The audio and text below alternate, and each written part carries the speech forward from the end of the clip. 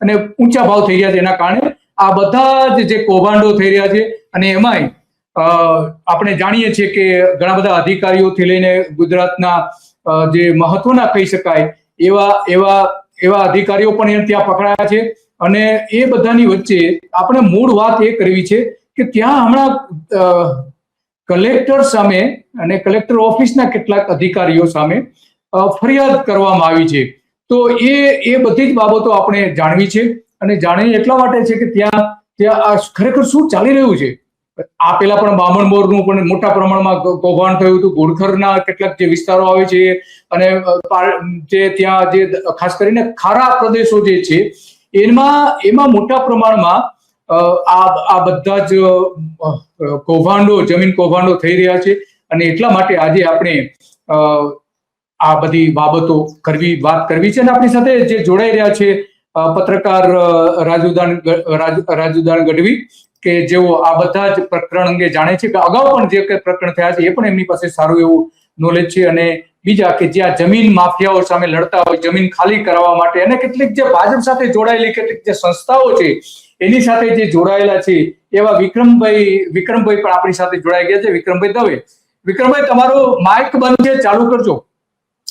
તો તમારા રાજુદાનભાઈ, તમારાથી આપણે શરૂઆત કરીએ કે આ જે અત્યારે જમીન કૌભાંડો જે ચાલી રહ્યા છે એમાં અત્યારે જે છેલ્લે થયું એ શું છે આખું, એ થોડું તમારી પાસેથી સમજવું છે.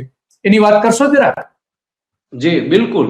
હવે આ તમારે આ વિગત જાણવી હોય તો પહેલા એના ઇતિહાસમાં જવું પડશે થોડું, અને ત્યારબાદ કહું કે સુરેન્દ્રનગરની તમે જે વાત કરી કે જિલ્લામાં જમીન કિંમતી બની કચ્છ પછી, અને પછી બધાનો એનો ડોળો છે તે ત્યાં ગયો, અને જમીન કઈ રીતે સંપાદન કરવી, એને કરવી તો એમાં કેટલા પૈસા લેવા, આ જે આઈએસ અધિકારીઓની લોબી જે છે એ આવી. એટલે જિલ્લા કલેક્ટર જ્યારે પણ આવે છે ત્યારે રેવન્યુ ડિપાર્ટમેન્ટને મહત્વનો સમજે છે, કારણ કે ત્યાં જ મોટી મલઈ આવતી હોય છે, ત્યાં લોકો કામે આવતા હોય છે, કંપનીઓ પણ ત્યાં જ આવતી હોય છે, અને તેમને જમીન સંપાદન કરવી, એને કરવી, એવા અનેક જે રેવન્યુના કામ છે તે થતા હોય છે, અને એમાં મોટી રકમ ઉપર સુધી જતી હોય છે. અને એમાંનું એક આ ભોપાળું બહાર આવ્યું છે, અને ઈડીએ સેન્ટ્રલ અહીંયા આવી અને સીધી તપાસ કરી. તેમાં 14 કલાકથી વધુ સમય એ લોકોએ તપાસ બધી કરી છે, ને એમાં જિલ્લા કલેક્ટર કે રાજેશ જે પેલા હતા એની જેમ જ અત્યારે રાજેન્દ્ર પટેલ છે, ડોક્ટર રાજેન્દ્ર પટેલ, તેમને આ નિવાસ સ્થાને તપાસ કરી છે. ફાઇલો મળી છે, કહેવાય છે કે ગોલ્ડ પણ મળ્યું છે. પણ આવા બધી વાતો વચ્ચે ઈડીએ તો એક ધારી તપાસ ચાલુ રાખી હતી. એમાં એમના ક્લાર્ક છે, નાયબ મામલતદાર છે, એમના પીએ છે, અને એક વકીલ પણ છે, એના ઘરે પણ તપાસ થઈ. અને આ રીતે 4 થી વધુ લોકોના ઘરે એક સાથે તપાસ થઈ, અને એમાં જે ચંદ્રસિંહ મોરી કરીને છે વઢવણમાં નાયબ મામલતદાર, જે જમીન શાખામાં મૂકવામાં આવ્યા હતા, એની તપાસમાં કંઈક ખુલ્યું છે, અને એમાં મોટી રકમ પણ હાથ આવી છે ઈડીને. આ ઈડી એમને લઈને નીકળી ગયા છે, પણ આ આખી તપાસ છે એમાં ક્યાંક ને ક્યાંક સોલાર જમીન કૌભાંડ છે એ બહાર આવ્યું છે. કારણ કે જે રાજેન્દ્ર પટેલ છે તે આવ્યા પછી તેમને અમુક ટેબલો ઉપર આ જે કર્મચારીઓ છે એને જાણ તો લગભગ થઈ ગઈ હશે, એટલે હેરફેર કર્યા હતા. પણ ક્યાંક ને ક્યાંક આ ફાઇલોનું ભૂત હતું એ બહાર નીકળ્યું છે.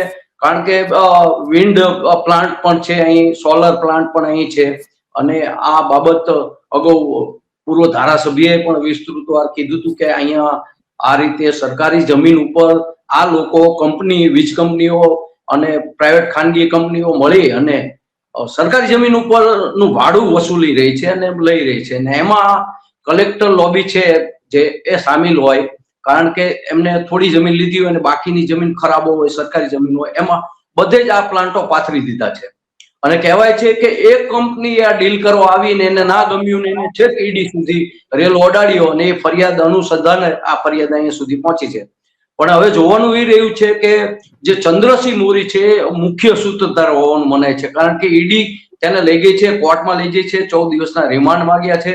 એની તપાસમાં બાદ જે કઈ પુરાવા હાથ લાગશે તેમાં કલેક્ટરને પણ અંદર જવું પડશે, અને એક પછી એક આ સાંકળ છે એ આખી ઉકેલી જવાની છે. જી બરાબર છે. તો ત્યાં જે રાજેન્દ્ર પટેલ જે છે કલેક્ટર, એની પણ આમાં સંડોવણી હોવાનો પુરાવા પણ મળી આવ્યા છે. એટલે મુખ્ય જે ચંદ્રસિંહ મોરી જે છે, ઉપરાંત મયુરસિંહ પણ છે, મહેશસિંહ ગોયલ અને ચેતન કણજરિયા પણ છે. તો ઈડીના સાણસામાં આવી ગયા છે. આની ફરિયાદ દિલ્હી થઈ હતી એવા પણ સમાચારો પણ અગાઉ આવી ચૂક્યા હતા. તો આ આખી જે બાબત છે એ બાબત એટલા માટે ગંભીર બની જાય છે કે સુરેન્દ્રનગરમાં વારંવાર આ કલેક્ટરની જે આપણે બંગલો છે અને કલેક્ટરની જે તસવીર જોઈ રહ્યા છે, એ આખી આની પાછળની રાજ રમત જે રમવામાં આવી છે એ દિલ્હીથી સૂચના પછી આખી બધી બાબતો આવી છે. બાકી અહીંના જે સુરેન્દ્રનગર જિલ્લો જે છે આખો, એ સુરેન્દ્રનગર આપણે જાણીએ છીએ કે સુરેન્દ્રનગર જિલ્લો આખો અત્યારે ભારતીય જનતા પાર્ટીના ચૂંટાયેલા હોદ્દેદારોનો છે. ત્યાંના ધારાસભ્યો તમામ ભાજપના છે, ત્યાંના સાંસદ સભ્ય પણ ભાજપના છે. છતાં પણ એના જ વિસ્તારમાં આટલા મોટા પ્રમાણમાં જમીન કૌભાંડો જે થતા હતા અને એને ખબર ના હોય બને કઈ રીતે શકે. એમની પેલી જવાબદારી બને છે કે એમને ખરેખર આમાં પગલા લેવા જોઈતા હતા. તો આ અત્યંત મહત્વની બાબત છે અને એટલા માટે આપણે આ બધી વાત કરવી પડે છે. તો વિક્રમભાઈ, હું તમારી પાસે આવીશ કે આ જે આખું રાજકારણ છે એ તમે બહુ સારી નજીકથી તમે જોયું છે. તો એમાં ખરેખર શું થઈ રહ્યું છે? કોણ જવાબદાર છે તમારી દ્રષ્ટિએ આમાં? નમસ્કાર સર્વે દર્શક મિત્રોને.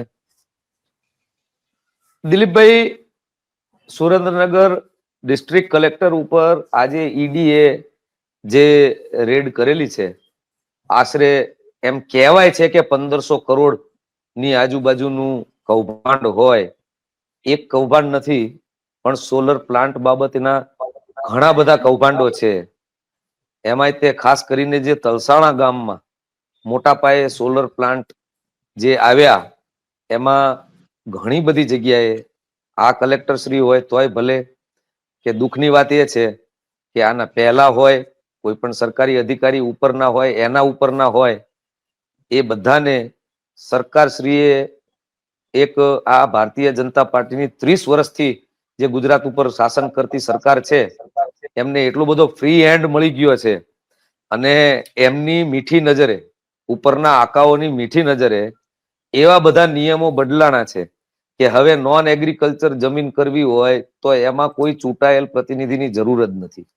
એટલે એ ગામના લોકો જે છે, એ ગામના લોકો છે, એનું હિત તો જોવાનું થતું જ નથી. હવે એગ્રીકલ્ચર, ભારત દેશ છે એ ખેતી પ્રધાન દેશ છે, ખેડૂતોનો દેશ છે, એમાં પશુપાલકોનો દેશ છે. પશુપાલકો માટે રાજા રજવાડાઓએ અને બ્રિટિશરોએ પણ ગૌચરો મૂકેલા અને આપણા રેવન્યુમાં આ પ્રોમલગેશન થયું 2017માં. એ પહેલા દિલીપભાઈ હર હંમેશ ફિઝિકલ પ્રોમલગેશન, ફિઝિકલ માપણી થતી હતી.